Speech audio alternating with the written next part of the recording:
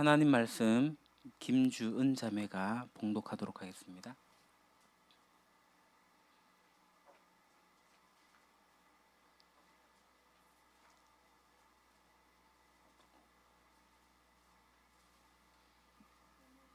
주시는 하나님의 말씀은 요한복음 7장 28절에서 29절까지입니다.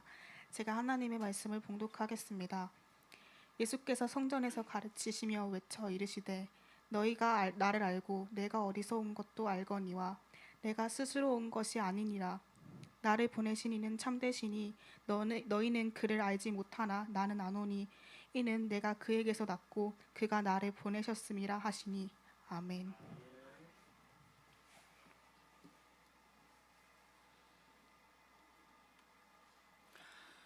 여러분, 제가 질문 하나 하겠습니다.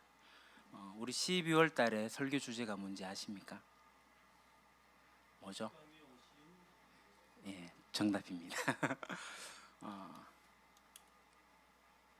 이 땅 위에 오신 예수님입니다. 예수님께서 이 땅에 오셨는데 그냥 오신 게 아니라 어떻게 오셨다고요? 보냄 받은 자로 오셨다. 그래서 예수님께서 이 땅에 오신 궁극적인 사명은 지난주에 얘기한 것처럼 하나님을 보여주는 것이었습니다. 그래서 우리도 이제 보냄 받은 자잖아요. 보냄 받은 자로서 보내신 분을 보여주는 것이 우리의 사명이다라고 했습니다. 그러면 우리가 어떻게 나의 모습을 통해서 예수님을 온전하게 보여줄 수 있을까? 우리가 온전해지면 그게 가능할 텐데 그러면 도대체 우리가 언제 온전해질까? 그죠? 시간이 좀 지나면 우리가 나이가 좀 들어서 평생 이렇게 주님을 잘 섬기다 보면은 우리가 좀 변하게 될 거예요.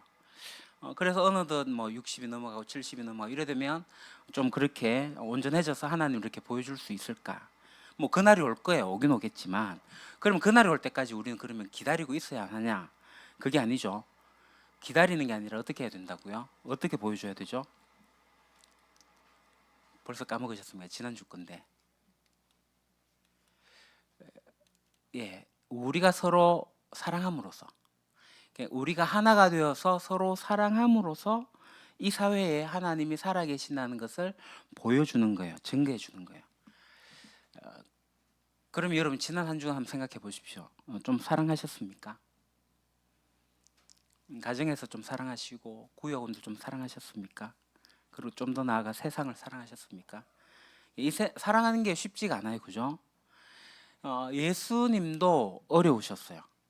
근데 이 예수님은 이 어려움을 극복하십니다. 어떻게 극복할까요? 보내심을 받은 자는 보내신 자를 신뢰함으로 어려움을 극복합니다. 나를 보내신 분이 있기 때문에 그것으로 극복하는 거예요. 이게 쉬운 일 아닙니다. 그런데 이걸 극복하는 거니까 오늘 본문입니다. 요한복음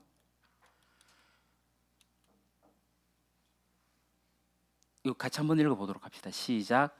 예수께서 성전에서 가르치실 때에 큰 소리로 말씀하셨다. 너희는 나를 알고 또 내가 어디에서 왔는지를 알고 있다. 그런데 나는 내 마음대로 온 것이 아니다. 나를 보내신 분은 참되시다. 너희는 그분을 알지 못하지만 나는 그분을 안다. 나는 그분에게서 왔고 그분은 나를 보내셨기 때문이다. 아멘.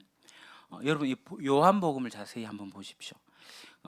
요한복음 읽다 보면 예수님은 두 가지 부릅니다. 정신병자든지 아니면 진짜 하나님의 아들입니다. 이런 이야기가 계속 반복되어서 요한복음에 나와요. 예수님 하신 말씀 뭐예요? 나는 하나님으로부터 왔다. 니들 모르지? 나 하나님으로부터 왔어. 왜 그런 줄 알아? 그분이 날 보내셨기 때문이야. 이런 얘기예요. 근데 지금 예수님이 이 얘기를 하고 계시는 이 시점이 언제인지가 중요한데요. 그 상황이 바로 앞절에 나오는데 제가 한번 읽겠습니다. 예루살렘 사람들 가운데서 몇 사람이 말하였다. 그들이 죽이려고 하는 이가 바로 이 사람이 아닙니까? 보십시오. 그가 드러내놓고 말하는데도 사람들이 그에게 아무 말도 못합니다. 지도자들은 정말로 이 사람을 그리스도로 알고 있는 것입니까? 우리는 이 사람이 어디에서 왔는지를 알고 있습니다. 그러나 그리스도가 오실 때에는 어디에서 오셨는지 아는 사람이 없을 것입니다.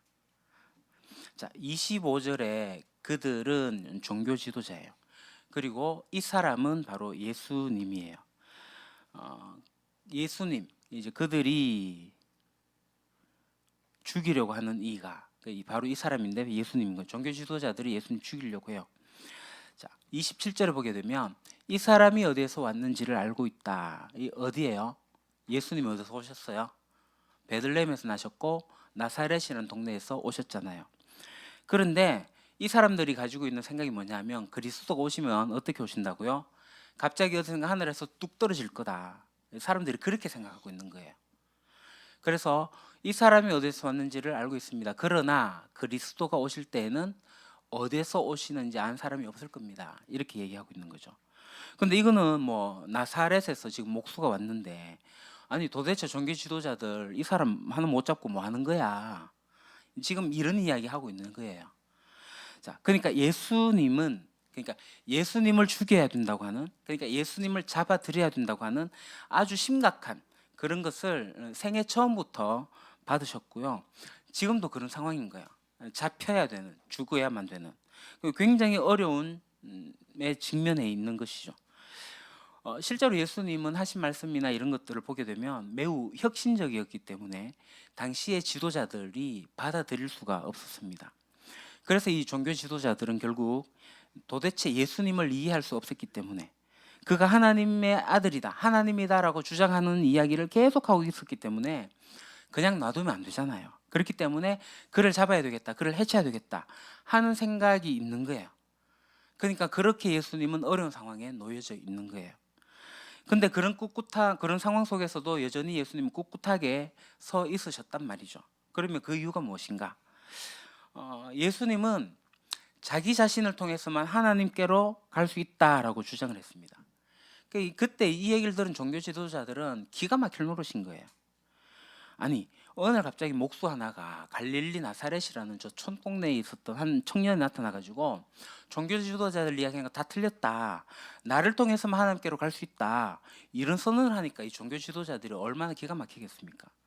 예수님은 그것만이 아니라 내가 가르쳐 주는 것이 삶의 옳은 방식이다, 이렇게 살아야만 사람답게 살 수 있다, 아주 분명한 선언들을 했는데 사람들이 그걸 받아들이기가 힘들었습니다.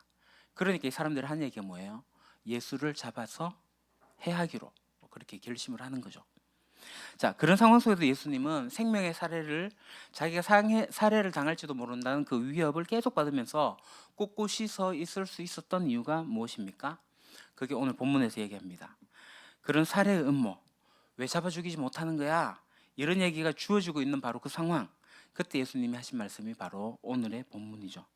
제가 읽겠습니다. 너희는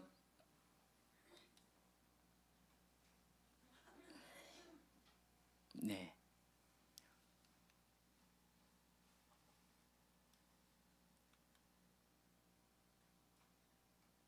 예, 그 셋째 줄부터 보시면 됩니다.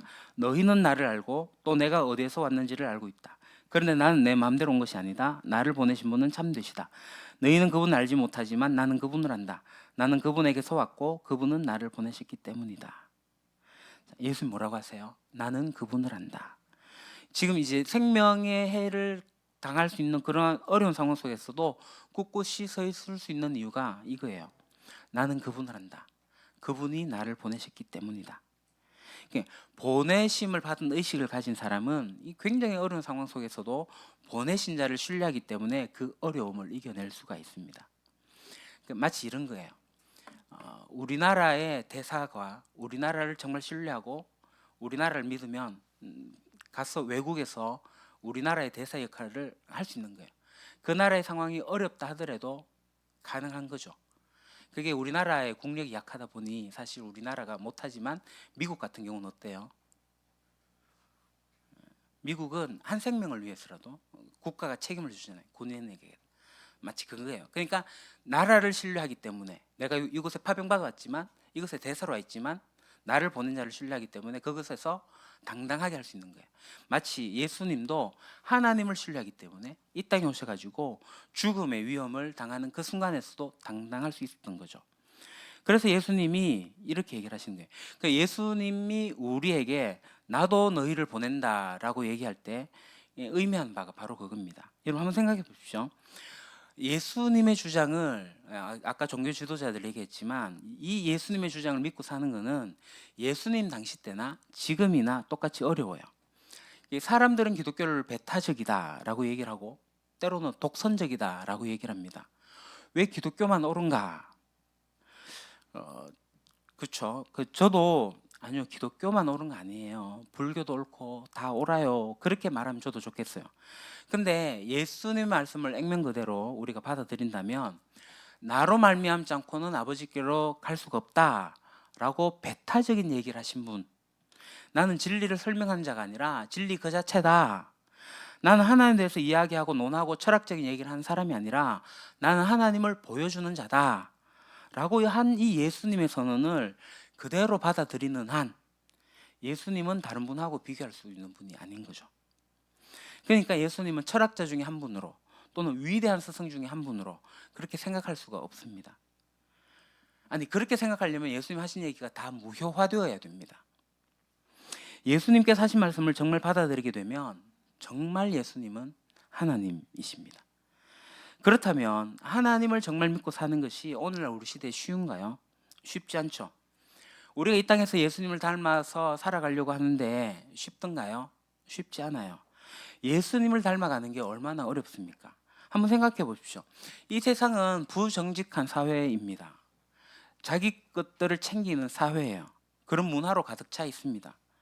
그런데 우리는 그 속에서도 내게 아니라고 해서 나누어 주는 마음을 가지잖아요. 이게 쉬운 일입니까? 아니요. 이 크리스마스 시즌에 우리는 고린들 찾아가서 선물을 줬어요. 십시일반에서 황성동 행정복지센터 희망상자도 기부했어요.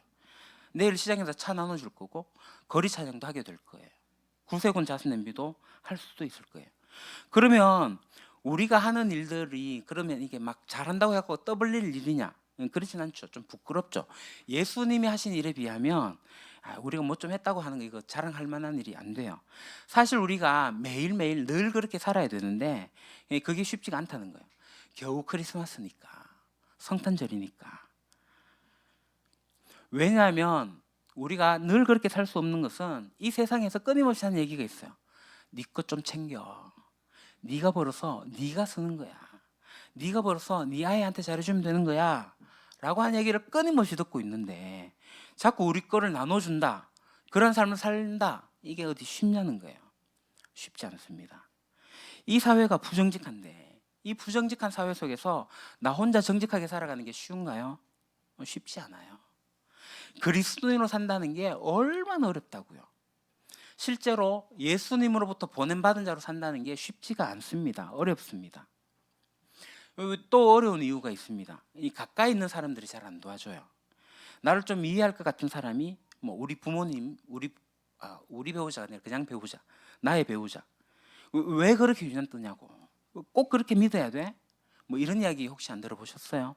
그냥 적당히 교회 왔다 갔다 하지. 뭘 성경 있는 그대로 곧대로 믿어. 그거 상징이야, 상징. 그냥 대강 좀 선하게 살란 얘기야. 하는 이야기를 우리가 얼마나 많이 들었습니까? 정말 가까이 있는 우리 사람들, 저희 아버지 어머니가 했던 얘기가 그런 얘기예요. 뭘 그렇게 유난스럽게 교회를 가? 그냥 적당하게. 근데 진짜 어려움이 있는데 그게 뭐냐면요, 내 속에 있는 적입니다. 내 속에 있는 나의 나태함, 무엇이 옳고 무엇이 그른지도 알고 내가 어떻게 살아야 되는지도 아는데 나태해요. 게을러요. 못해요. 또 하나가 나의 탐욕. 이게 나누면 된다는 거 알지만 어떻게든 좀 더 가지려고 하는 생각이 우리 속에 있지 않습니까? 거기다가 우리 이제 연말이니까 우리 머릿속에 들어오는 이게 있죠. 미루기. 계속 뭔가를 하려면 내일로 다음에 미뤄낸다는 거예요. 그런 것들이 우리 속에 있다는 거예요. 그러니까 우리 속에 있는 게으름과 타협과 남은 생각하는 이기주의와 미루기, 이런 것들을 극복해내면서 우리가 예수님을 닮은 사람으로 예수님을 보여주는 거, 이거 쉽지 않습니다. 정말 어렵습니다. 그런데 여기 이제 기쁜 소식이 하나 있습니다. 이것이 가능할 수 있습니다. 우리도 예수님처럼 나도 그분을 안다 라고 얘기할 수 있다면 우리가 이런 것들을 이겨낼 수가 있습니다. 예수님은 그런 어려운 상황 속에서도 꿋꿋이 자기 일을 하실 수 있었던 이유가 그분은 나를 보낸 분을 내가 안다 라고 예수님 알고 계셨어요. 그러니까 마찬가지로 우리가 예수님을 점점 알아간다면, 예수님을 점점 사랑하게 된다면, 예수님을 좀 더 이해하게 된다면, 그래서 나도 예수님을 안다 라고 얘기할 수 있다면 굉장히 많은 어려움들 속에서도 우리는 타협하지 않고 꿋꿋하게 우리의 길을 갈 수가 있을 것입니다. 그런 의미에서 수요 예배 굉장히 중요하다고 생각합니다. 오늘 현대 사회에서 도시 사회 속에 생활 속에서 수요 예배라는 게 가능한가? 수요일 저녁에 바쁜데 직장에 매여 사는 사람들 수요일 저녁에 예배 올 수 있을까? 이 지역 교회라면 그것이 가능할 수도 있겠지만 또 농업 사회에서는 그것이 가능할지 모르겠지만 현대 사회 속에서 다 멀리서 차 타고 오는데 이게 쉽지 않다. 그죠? 그래도 수요 예배를 와야 된다. 자, 우리가 이제 주일날 와서 예배를 드려요. 주일만이 아니라 저는 수요 예배도 오셔가지고 하면 좋겠는데 사실은 수요 예배 없이도 살 수 있을 만큼 여러분들이 영적으로 성숙했으면 좋겠어요. 이해되십니까? 여러분들이 매일매일 하나님을 만나기 때문에 자기의 영적 리듬을 계속 유지하고 그래서 계속 하나님을 알아가고 있다면 매일매일 그런다면 굳이 수요예배 오실 필요 없어요. 근데 많은 사람들이 그렇지 않아요. 주일 예배 때는 하나님을 좀 어떻게 느끼는 것 같다가 예배가 끝나면 잊어버리잖아요. 우리 교회는 오후에 또 나눔을 하기 때문에 좀 더 지속 가능하지만 지나가면 잊어버린다고요. 왜 우리는 이 세상을 살게 되면 이 하나님에 대한 지식보다 이 하나님에 대한 가치보다 이 세상의 지식이 우리 마음에 더 가득 차기 때문에 세상의 가치관이 우리를 공격하기 때문에 그 안에 우리가 있기 때문에 그런 거예요. 근데 우리가 꾸준하게 하나님을 계속 만나고 하나님을 예배하고 나는 하나님을 안다, 그분을 안다라고 얘기할 수 있는 것이 필요합니다. 근데 그게 안 되잖아요. 그래서 일주일에 한 번은 함께 모여서 수요 예배를 하는 거예요. 중간에 한 번 더 하나님을 만나고 예배하고 하나님을 알아가는 시간이 필요하다는 거예요. 사실 저는 오해하지 마십시오. 수요 예배가 필요 없다고 생각하는 사람입니다. 그것은 전제되는 게 있어요. 매일매일 여러분들이 하나님을 만난다면. 그 중에 한번 구역으로 여러분들이 전체로 한번 또 모인다면 수요 예배 그거 안 해도 돼요. 근데 이게 안 하잖아요. 그럼 수요 예배 오셔야죠. 우리가 그분을 알아가지 않는 한 이 세상에 보냄을 받은 자로 살 수가 없다니까요. 내가 보냄 받은 자로 생각을 못하고 살아간다니까요. 설교를 들을 때 내가 보냄 받은 자로 살아야 되는구나 라고 생각하지만 한 주 생활해 보십시오. 내가 보냄 받은 자로 살았는지 던져진 존재로 살았는지. 그래서 일주일에 한 번 주중에 한 번 모여가지고 3일에 한 번 모여가지고 수예배로 모이는 거예요. 여러분 그러니까 일주일에 한 번 내 예배 드렸다 해가지고 내 할 일 다 했다 이렇게 생각하지 마십시오. 지난 10월 달에 말씀드린 것처럼 주일 예배는 최후의 마지노선입니다. 신앙인의 마지막 노선이에요. 어떻게 보면은 출발점이 될 수 있는 부분이기도 합니다. 우리 가운데 어려움이 끊임없이 있습니다. 그러나 나를 보내신 분을 안다는 거 그건 굉장히 큰 힘이 됩니다. 근데 이것으로 끝나지 않아요. 예수님 한 걸음 더 나가서 말씀하시는데요. 요한복음 7장 32절 33절입니다. 같이 한번 읽어보겠습니다. 무리가 예수를 두고 이런 말로 수군거리는 것을 바리새파 사람들이 들었다. 그래서 대제사장들과 바리새파 사람들은 예수를 잡으려고 성전 경비병들을 보냈다. 예수께서 그들에게 말씀하셨다.